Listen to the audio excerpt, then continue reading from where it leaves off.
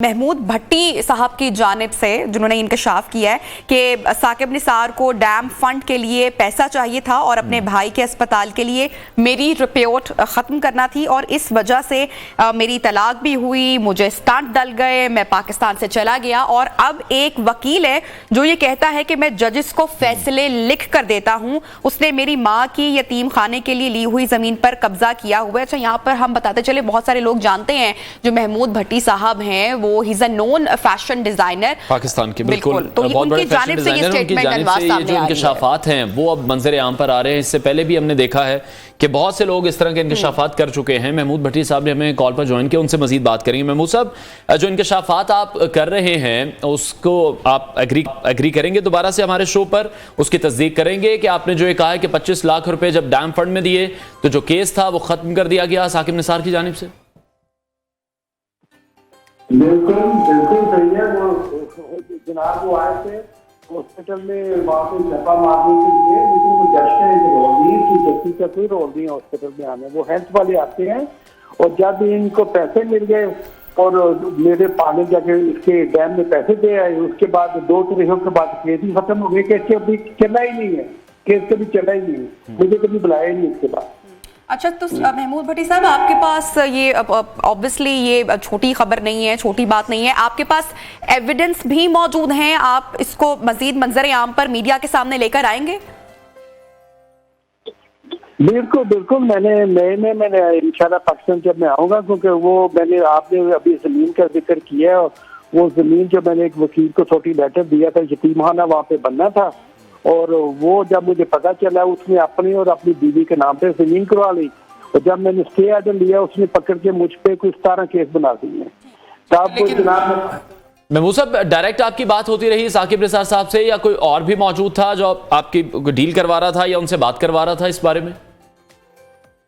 नहीं, मेरी डील कोई नहीं करवा रहा था। मेरे हॉस्पिटल जो मेरे 2 पार्टनर ना वो जाके फंड में पैसे दे आए थे, इनको जाके 2 दफा इनको बुलाया, क्योंकि मैं तो अगले दिन वापस आ गया था। वो चेक के थ्रू इनको पैसे दे आए थे इनके फंड में जाके, वो उसके बाद इन्होंने 2 तारीखों के बाद कभी बुलाया ही नहीं है। उसका डील का क्या चक्कर था? वो फंड में अपने वो डैम जो बना रहा था वहाँ पे, पता नहीं वो डैम किधर गया, बन गया या नहीं बन गया, मैं तो बाहर होता हूँ, तो वो डैम शाम में अपने वो पैसे डाल रहा था। ये कौन होता है? मतलब ये जाके लोगों से मामले पर काफी देर तक खामोशी रही, अब आपने इस पर वोकल होने के बारे में कैसे सोचा? पहले आपने बात क्यों नहीं की इससे मुतालिक? नहीं, मैंने पहले किए क्यों नहीं मैंने की? मैं तो हमेशा इंटरव्यू में मैं करता हूँ। मैं एक वाहिद आदमी था, जब इसने मेरे साथ किया अगले दिन मैं फ्लैट लेके आऊँ तो मैंने यूट्यूब पे इंटरव्यू दिया बहुत बड़ा। बोले ये कौन होता है? मतलब आके हॉस्पिटलों में आके छापे मारना, वो तो हेल्थ वालों का रोल है, इसका कोई रोल नहीं है। वहाँ पे जज का काम है अदालत में बैठ के लोगों की चीजें सुनना, और ये आपने फंड के लिए पैसे मांग रहे थे। ये तो मैंने शुरू में 4 साल पहले शो डाला था इस पर। ठीक है, लेकिन तासुर अभी कुछ ऐसा ही आ रहा है, जिस तरह से बहुत सी ऑडियो लीक सामने आई हैं तो बहुत से लोग मंजर आम पर आ रहे हैं और बहुत सी बातें कर रहे हैं साबिक चीफ जस्टिस के हवाले से, तो यही तासुर आपके बारे में भी है? शायद टाइमिंग जो इस वक्त है वो बहुत इंपॉर्टेंट है इस तरह की स्टेटमेंट्स की। नहीं, मेरा कोई टाइमिंग के साथ मेरा कोई चक्कर नहीं है। मेरी तो वो आप सोशल मीडिया पे वीडियो जो पड़ी हुई है वो आप चेक कर लें जाके यूट्यूब पे या ये सोशल मीडिया पे, जो मेरे साथ ये पर्सनल टैग कर रहा था, कपड़े कैसे पहने हैं, डिजाइनर डाकू।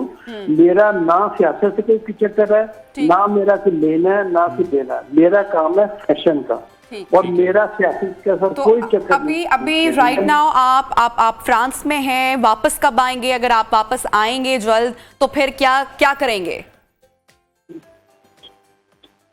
नहीं, मैंने क्या, मैं तो वापस आता था गरीबों के लिए काम करने के लिए। अब मैं जाता हूँ अदालतों में अपने जिस तरह से आपने बोला ना कि आप एविडेंस सामने रखेंगे या मजीद बात करेंगे, या बस आपने जितनी बात करनी थी वो यूट्यूब इंटरव्यू में आपने सारी डिटेल्स आपने शेयर कर दी हैं?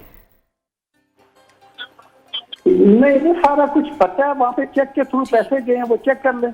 ठीक है ना, मैं झूठ थोड़ी बोल रहा हूँ। वो चेक की कॉपी आपको दिखा देंगे, ठीक है ना। मेरा बात सुने, मेरा कोई चक्कर नहीं है किसी सियासत के चक्कर में। मैं सियासत मैं नहीं जानता, मैं एक डिजाइनर आदमी हूँ। मैं गरीबों के लिए काम करता हूँ, यतीमों के लिए काम करता हूँ, यूनिवर्सिटी में मैं लेक्चर देता हूँ।